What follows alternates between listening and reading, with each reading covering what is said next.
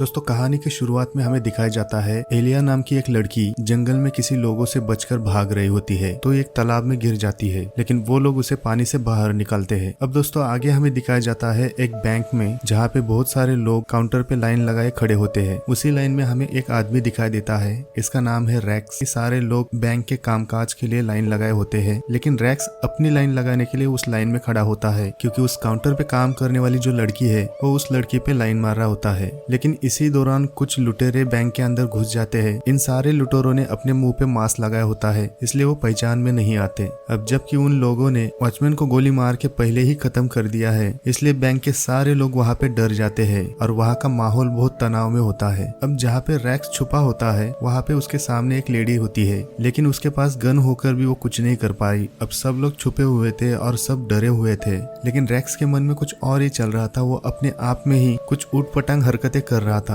लेकिन उसी समय उस लेडी की बैग उसके गोद में गिर जाती है, जिस बैग में वो गन होती है। लेकिन यहाँ पे दोस्तों सीन शिफ्ट होता है कोर्ट रूम में, जहाँ पे रैक्स के ऊपर मुकदमा चल रहा होता है क्योंकि रैक्स ने उन लोगों को मारकर बैंक के लोगों को बचाया और बैंक के सारे पैसे बचाए, और इसी वजह से कोर्ट रूम में रैक्स को बुलाया जाता है और रैक्स के ऊपर मुकदमा चल रहा होता है। रैक्स ने लोगों को बचाया, बैंक के सारे पैसे बचाए, और इसी वजह से उस शहर के सारे लोग उसे हीरो मानने लगे। उसकी फोटो मैगजीन में, पेपर में आने लगी, न्यूज में आने लगी। लेकिन इसके बावजूद कोर्ट ने उसे 8 साल की सजा दे दी। अब इसे 8 साल की सजा क्यों दी यह हमें आगे पता चलेगा। रैक्स 8 साल बाद जेल से छूट जाता है और बाहर आने के बाद उसे पता चलता है कि लोग अभी भी उसे हीरो मानते हैं। लेकिन इस बारे में रैक्स को कोई फर्क नहीं पड़ता क्योंकि उसके जीवन के 8 साल बर्बाद हो चुके होते हैं। वो कहीं भी जाता पब्लिक उसका पीछा करती और वो जहाँ पर भी बैठता मीडिया वहाँ पे पहुंच जाती थी। अब रैक्स ये सारा टेंशन झेल रहा था क्योंकि उसे उसके फेम के बारे में कोई लेना देना नहीं था, ना ही उसे कोई पब्लिसिटी चाहिए होती है। लेकिन उसी दौरान रैक्स के मन की आवाज बाहर निकल आती है, जैसे कि उसकी एक परछाई उसके सामने हो और वो उससे बात कर रहा होता है, और वो परछाई सिर्फ उसे ही दिखाई देती है और उसे ही सुनाई देती थी। रैक पहले से बहुत परेशान था, लेकिन वो परछाई उससे भी ज्यादा हरकतें कर रही थी। अब यहाँ पे सारे मीडिया वाले, सोशल नेटवर्किंग वाले उसके पीछे लगे होते हैं, उसका फोटो निकालते हैं, उसकी वीडियो निकालते हैं, और वही सारे टेंशन की वजह से रैक्स जिस टेबल पे बैठा था उस टेबल को उठा के उन मीडिया वालों के ऊपर फेंक देता है। लेकिन थोड़ी देर बाद हमें पता चलता है कि रैक्स जो सोच रहा था वो उसकी परछाई कर रही होती है। मतलब ये रियल में नहीं होता, वो सिर्फ इमेजिन कर रहा होता है। अब शहर के सारे लोग उसे हीरो मान रहे होते हैं, लेकिन कुछ टपोरी लोग उसे साइको ही मान रहे होते हैं। आगे हमें दिखाया जाता है रैक्स अपने दोस्त के पास जाता है और उसके साथ बातें करने लगता है, और वहाँ पर जाके अपने मन की बातें बताता है, अपने मन की भड़ास निकाल देता है। अगले दिन हमें दिखाया जाता है कि वो तय करता है कि इस शहर को छोड़ के वो फिनलैंड चला जाएगा। आगे हमें दिखाया जाता है एक जंगल में एक आदमी भाग रहा होता है और उसे पकड़ने के लिए वही लोग आते हैं जो फिल्म के शुरुआत में हमें दिखाई दिया था, जो एलिया को पकड़ने के लिए उसका पीछा कर रहे थे। अब वो जंगल कहाँ पे है, किस लोकेशन पे है, अभी तक हमें नहीं बताया। आगे हमें दिखाया जाता है रैक्स अपनी पैकिंग करके एयरपोर्ट चला जाता है, जो फिनलैंड जाने की तैयारी में होता है। जब रैक्स वेटिंग रूम में बैठा होता है वहाँ पर भी बहुत सारे लोग उसकी फोटो निकाल रहे होते हैं क्योंकि वो वहाँ का हीरो था। और जैसे ही वो आगे पीछे देखने लगता है उसे एक बूढ़ा कपल दिखाई देता है जो बहुत देर से उसे घूर रहे होते हैं। लेकिन इन सारे लोगों से ये परेशान होकर वो वॉशरूम चला जाता है फ्रेश होने के लिए। अब जब ये वॉशरूम में अपना काम कर रहा होता है वहाँ पर भी वो आदमी आकर उसे घूर रहा होता है। वॉशरूम के बाहर चले जाने के बाद फिर से वो रेस्ट रूम में जाके बैठ जाता है, और वहाँ पर जो पहले से बैठी हुई वो औरत थी जो उसे बहुत देर से घूर रही थी, अब उसे देखकर वो छोटी सी स्माइल देने लगती है। यह सारा सीन देखकर रैक्स टेंशन में आया था, उसे उन लोगों पे थोड़ा डाउट होने लगा था, लेकिन फिर भी वो उन लोगों को इग्नोर करके प्लेन में बैठ जाता है। और जैसे ही ये फिनलैंड पहुंच जाता है तब एयरपोर्ट के बाहर वहाँ पे वो टैक्सी के इंतजार में था, लेकिन जहाँ पे वो खड़ा था उसके ऑपोजिट में एक और टैक्सी खड़ी थी और वो ड्राइवर उसे बहुत देर से घूर रहा था। वो अपनी टैक्सी लेके उस टैक्सी लाइन के बीच में ही घुसा देता है और रैक्स को अपनी टैक्सी में बिठाकर वो वहाँ से निकल जाता है। अब उस टैक्सी में रैक्स अपने गाने सुनते हुए वहाँ पे रिलैक्स कर रहा होता है, लेकिन वो टैक्सी ड्राइवर उसने चुपके से बेहोशी का गैस रैक्स की तरफ छोड़ दिया होता है, जिसके बाद रैक्स बेहोश हो जाता है। अब आगे हमें दिखाया जाता है एक घर में एक फैमिली होती है जहाँ पे वो सारी फैमिली डिनर की तैयारी कर रही होती है, जैसे नॉर्मल हर एक घर में होता है वैसे। लेकिन दोस्तों जैसे दिखता है वैसे कभी नहीं होता, क्योंकि हाथी के दांत दिखाने के अलग होते हैं और खाने के अलग होते हैं। अब आगे हमें दिखाया जाता है रैक्स को एक कमरे में उसके कपड़े निकाल के और उसके हाथ बांधकर वहाँ पे लटका दिया जाता है, और वहाँ पे हमें दिखाया जाता है कि रैक्स की एक टांग काट दी गई है, और जब उसे होश आ जाता है तब वो चिल्लाने की कोशिश करता है, लेकिन उसकी मन की आवाज उसकी जो परछाई है वहाँ पर आ जाती है और जल्दी से उसका मुंह बंद करके उसे चुप रहने के लिए कहती है। अब रैक्स की जो परछाई है उसे देखकर रैक्स से ज्यादा उसकी परछाई बहुत ज्यादा चिल्ला बूम कर रही होती है, क्योंकि वो देख रही होती है कि उसका एक पैर काट दिया है। लेकिन यहाँ पे हमें दिखाया जाता है कि रैक्स की जो परछाई है वो रैक्स से भी ज्यादा स्मार्ट और डेंजर होती है। जब रैक्स की परछाई उसके बारे में सोच रही होती है तब सोचने के बाद उसे पता चलता है कि जो एयरपोर्ट पे बैठे हुए दो कपल थे जो उसको घूर रहे थे, उसे लगता है कि उन्होंने ही उसे किडनैप किया है। लेकिन रैक्स के हाथ तो बहुत मजबूत तरीके से बांधे हुए थे,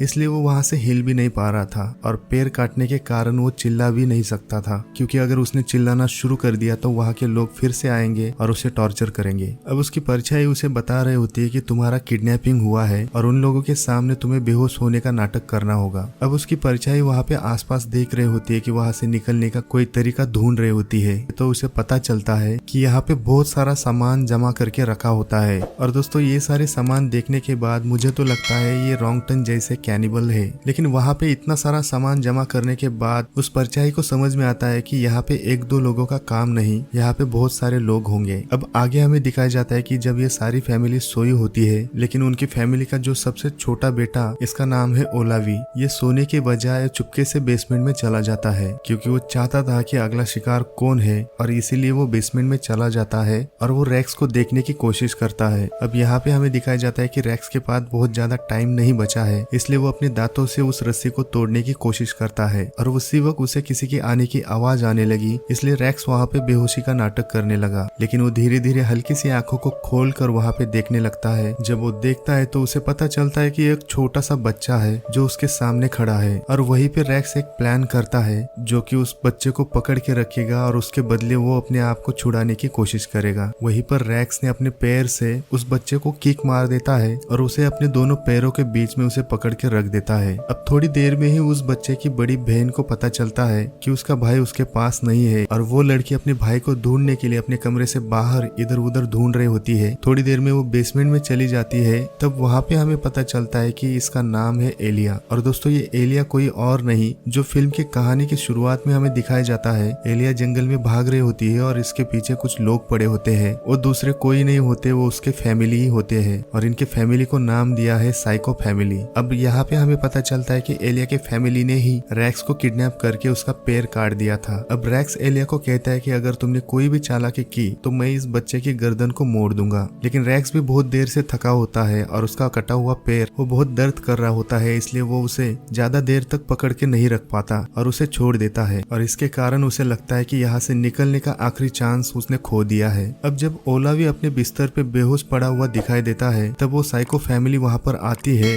और बहुत ज्यादा डर जाती है और उसमें से कुछ लोग उसे उठाकर हॉस्पिटल लेके चले जाते हैं। लेकिन यहाँ पे एलिया की माँ एलिया को मार मार के उसके गाल लाल कर देती है, क्योंकि उसे लगा कि एलिया ने ही उसके छोटे भाई को तकलीफ पहुंचाई होगी, इसलिए वो बेहोश पड़ा है। लेकिन यहाँ पे हमें पता चलता है कि एलिया उनकी फैमिली की तरह नहीं होती है और शायद इसी वजह से एलिया वहाँ से भागने की कोशिश कर रही होती है। अब वहाँ पे एलिया हंसने लगती है और बेड पे गिर जाती है और वो इमेजिन करने लगती है कि वो रैक्स के साथ एंजॉय कर रही है, क्योंकि यहाँ पे हमें पता चलता है कि एलिया रैक्स को पसंद करने लगी है और वहाँ पर वो इमेजिन करने लगती है कि रैक्स की और उसकी शादी हो चुकी है और वो अपने ही धुन में है। अब आगे हमें दिखाया जाता है कि वो साइको फैमिली उस बच्चे को लेके हॉस्पिटल में उसकी ट्रीटमेंट कर रहे होते हैं। तब यहाँ पे एलिया अपनी फर्स्ट एड बॉक्स लेकर रैक्स के पास चली जाती है और उसके टूटे हुए पैर का इलाज करती है, उस पे मरहम पट्टी लगा देती है। अब एलिया उसके साथ बातें करने लगती है, वो उसे बताती है कि हमारी फैमिली कैसे लोगों को किडनैप करने लगी और क्यों करती है, और उसे ये भी बता देती है कि उसके बड़े भाई के लिए ये किडनैपिंग करते हैं क्योंकि उसका बड़ा भाई एक कैनिबल था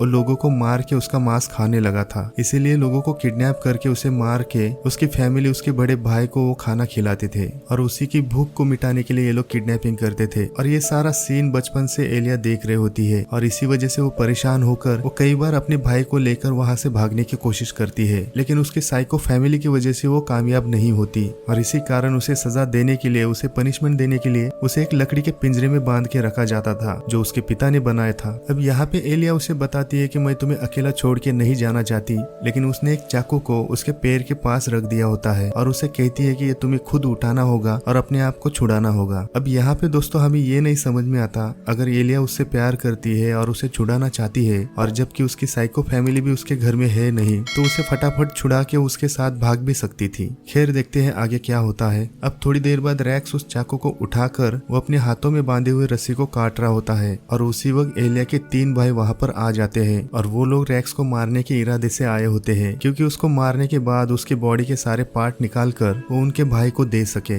लेकिन वो तीनों भाई उसको देखने के बाद उनको पता चलता है कि रैक्स अभी भी बेहोश है और फिर भी वो तीनों भाई उसकी जांच कर रहे होते हैं। लेकिन रैक्स की परछाई वहाँ पे घूम रही होती है और इसकी परछाई इतनी गुस्से में थी कि हमें लगता है कि अभी के अभी उस सारी फैमिली को खत्म कर देगा। लेकिन जैसे वो तीनों भाई वहाँ से जा रहे होते हैं तब उसमें से एक भाई की नजर उसके पैर पे चला जाता है और उसे वहाँ पे दिखाई देता है कि उसके पैर पे मरहम पट्टी लगाई होती है। अब यहाँ पे उन तीनों भाई को शक होता है कि ये सब एलिया ने ही किया होगा, इसलिए उसी वक्त वो तीनों भाई एलिया के कमरे में चले जाते हैं और जैसे वो लोग उसके कमरे में उसे चेक करते हैं तब वहाँ पे एलिया उन्हें नहीं दिखाई देती। लेकिन यहाँ पे हमें पता चलता है कि एलिया पहले से ही बेसमेंट में छुपी होती है और इसी वजह से वो तीनों भाई जल्दी से बेसमेंट में आ जाते हैं और वहाँ पे एलिया को पकड़ लेते हैं और एलिया को पकड़कर वहाँ से घसीटते हुए लेकर जाते हैं और उसमें से एक लड़का रैक्स को एक इंजेक्शन दे देता है, जिसके बाद वो बेहोश हो जाता है। अब बेहोशी के हालत में उसका माइंड फिर से वो 8 साल पीछे चला जाता है जहाँ पे वो बैंक में फंसा होता है। अब यहाँ पे हमें दिखाया जाता है कि रैक्स वहाँ पे उन लुटेरों के साथ फाइट कर रहा होता है, तब उन सारे लुटेरों को गोली मार के खत्म कर देता है और ये सारा सीन सीसीटीवी कैमरे में कैद हो जाता है और वहाँ के कुछ लोग मोबाइल से उसका वीडियो बना रहे होते हैं और ये सारे वीडियो सोशल नेटवर्क पे चले जाते हैं, इसलिए उस शहर का ये एक हीरो बन जाता है। वहाँ पे जिस लड़की से वो प्यार करता था उस लड़की को भी वो छुड़ा देता है, लेकिन रैक्स की वो उस आखिरी लुटेरे को भी मार देता है। लेकिन जब उस लुटेरे को गोली लगती है तब उसके बंदूक से भी 2-3 गोलियां निकल जाती है और वो सीधा उस कबर्ड में घुस जाती है। तब हमें पता चलता है कि उस कबर्ड के अंदर एक बैंक एम्प्लॉय छुपी होती है और वो गोलियां लगने के कारण वहाँ पे वो मर जाती है। अब यहाँ पे हमें वो सीन दिखाई देता है कि कोर्ट रूम में उसके ऊपर मुकदमा क्यों चल रहा था, क्योंकि उसकी वजह से एक बेगुनाह इंसान की मौत हो जाती है और इसी कारण उसे 8 साल की सजा हो जाती है। और वहाँ पे हमें ये भी दिखाया जाता है जब रैक्स जेल में था तब उसे मिलने के लिए उसकी गर्लफ्रेंड मैडी वहाँ पे आ जाती है और उससे बातें करके उसे बोलती है कि मैं तुम्हारे लिए अपनी जिंदगी के 8 साल नहीं खोना चाहती, इसलिए वो वहाँ पे उन दोनों का रिलेशन तोड़ देती है। अब यहाँ पे रैक्स को होश आने लगता है क्योंकि उसका दूसरा पैर भी कोई वहाँ पे काट रहा होता है और उसी वक्त रैक्स उसको लात मारकर वहाँ पे गिरा देता है, जिसके कारण वो गुस्सा होकर वो फिर से एक इंजेक्शन लाने के लिए चला जाता है। अब यहाँ पे रैक्स के पास बहुत ज्यादा टाइम भी नहीं था, इसलिए एलिया ने दिए हुए चाकू से वो अपने हाथों की रस्सियां काटने लग जाता है और जैसे वो आदमी वहाँ पे आता है तब वो जल्दी से उस चाकू से उस आदमी के ऊपर वार करके उसे मार देता है। जब रैक्स वहाँ पे छूट जाता है तो आसपास वहाँ पे देखता है वहाँ पे बहुत सारे पड़े हुए भंगार में से एक गोल्फ स्टिक उठा लेता है और अपने टूटे हुए पैर पे वो ज्वाइंट कर देता है, जिसके कारण वो चल सके और वहाँ से कुछ टूल्स लेकर अपने साथ रख देता है। जब वो बाहर आ जाता है तब उसके सामने उसकी परछाई नजर आती है। वो उसे कहती है कि अपने साथ साथ एलिया को भी लेके चले जाए, लेकिन रैक्स भागने की कोशिश में घर के बाहर आ जाता है और वहाँ पे थोड़ा देर सोचने लगता है कि वो एलिया को छोड़ के नहीं जा सकता क्योंकि उसे छूटने में उसने ही उसकी मदद की थी। लेकिन यहाँ पे हमें दिखाई देता है कि रैक्स की परछाई उसके साथ बात कर रही होती है। वो दोनों भी एक डिसीजन ले लेते हैं। आगे हमें दिखाया जाता है कि एलिया के माँ बाप हॉस्पिटल से वापस आए होते हैं और वहाँ पे उसके घर के सामने उन लोगों को गिरा हुआ खून दिखाई देता है।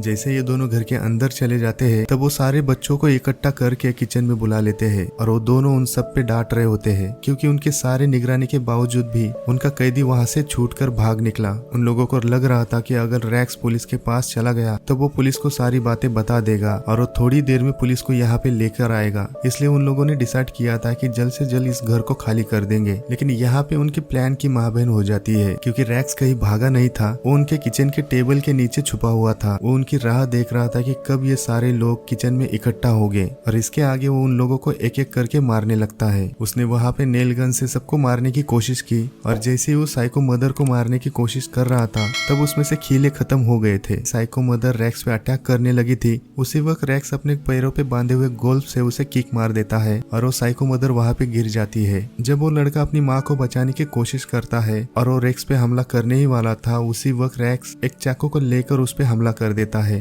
अब यहाँ पे सारे लोग मारे जाते हैं और इधर एलिया अपनी माँ को पकड़कर वहाँ पे गला दबाकर उसे मार देती है। यहाँ पे रैक्स को लगा कि इन सारे लोगों को मारने के बाद अब उसकी जान छूट गई, लेकिन उसे नहीं पता था कि एलिया का सबसे बड़ा भाई जो कैनिबल था अब उसे उसका मुकाबला करना था। उसका भाई एक सुमो रेसलर की तरह दिख रहा था, वो एक बहुत बड़ा शैतान की तरह दिख रहा था। उसकी बॉडी मोटे चमड़े से बनी हुई थी। वहाँ पे उन दोनों दोनों के बीच में बहुत ज्यादा लड़ाई होती है और फाइट होते होते रैक्स ने एक फ्रिज का दरवाजा खोल देता है। तब वहाँ पे उसे पता चलता है कि उसका कटा हुआ पैर अभी भी फ्रिज में है, कि उस साइको फैमिली ने अब तक उसके पैर को नहीं खाया, जबकि वो पैर फ्रिज में फ्रीज हुआ था। उस पैर को वो उठा लेता है और उस पैर से उस कैनिबल के सर पे मार मार के उसे मार देता है। ये सब सारा सीन खत्म होने के बाद रैक्स एलिया को लेकर अमेरिका चला जाता है और ये दोनों साथ में रहने लगते हैं। एक दिन रैक्स एलिया को लेके अपने फ्रेंड के साथ वहाँ पे पार्टी कर रहा होता है और वहाँ पर साइड में बैठी हुई उसकी फ्रेंड उसे रैक्स में बहुत ज्यादा इंटरेस्ट होने लगा था और जब एलिया उसे देखती है तो वो बहुत ज्यादा जलस होने लगती है और इसी के कारण एलिया की भी परछाई वहाँ पे आ जाती है और वहाँ पर वो इमेजिन करने लगती है कि वो उस लड़की को मारने की कोशिश कर रही है। अब यहाँ पे हमें पता चलता है रैक्स की भी एक परछाई है और एलिया की भी एक परछाई है, कि इन दोनों की लाइफ में ये परछाई का आना जाना शुरू ही होता है। इसलिए हमें पता चलता है कि ये दोनों एक दूसरे के लिए परफेक्ट कपल है, क्योंकि उनकी लाइफ में जो भी होता है वो सेम ही होता है। अब आगे हमें दिखाया जाता है कि साइको फैमिली का जो छोटा बेटा था वो अब हॉस्पिटल में ठीक हो जाता है और वो अपनी फैमिली के फोटो को देखकर वहाँ पर वो कसम खाता है कि वो अपनी फैमिली का बदला लेगा। और दोस्तों यहाँ पे इस साइको फैमिली की कहानी खत्म हो जाती है। तो दोस्तों इस फिल्म की कहानी आपको कैसी लगी ये कमेंट बॉक्स में कमेंट करके जरूर बताना और दोस्तों इस वीडियो को लाइक करके शेयर जरूर करना। तो मिलते हैं अगली फिल्म की कहानी में, तब तक के लिए अपना ख्याल रखना।